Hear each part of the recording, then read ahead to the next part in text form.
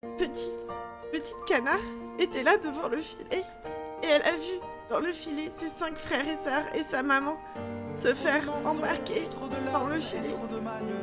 Elle les a vus partir et elle était toute seule, abandonnée dans la rivière, car comme elle nageait pas assez vite, elle avait pu elle a pas pu se faire piéger. Elle a essayé de libérer ses frères et sœurs et sa maman, sauf que tout ce qu'elle a réussi à faire, c'est se blesser au bec. Elle a puis des grosses mains de pêcheurs pour ramasser le filet et elle les a vus partir, se faire embarquer et elle ne sait pas ce qui leur est arrivé. Du coup, elle a passé le reste de la soirée à nager en essayant de les retrouver parce qu'elle sait pas où ils vont les gens quand ils sont dans les chasseurs, enfin dans les filets. Enfin, vous avez compris, c'est pas français, mais voilà, elle a nagé. Et puis le soir, épuisée par la fatigue, elle s'est posée dans une ferme qui était au bord de l'eau. Et là, elle a été recueillie par une maman poule. Voilà. Donc elle a vécu plusieurs mois cachée dans le poulailler.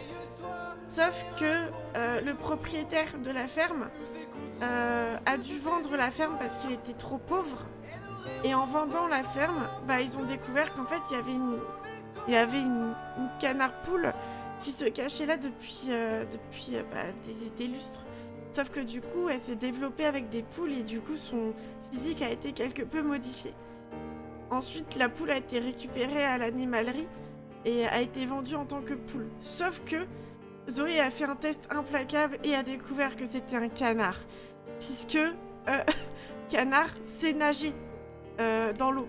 Là où une poule se serait noyée, lamentablement. Voilà. Donc c'est l'histoire de canard, qui est un canard, mais un peu une poule aussi.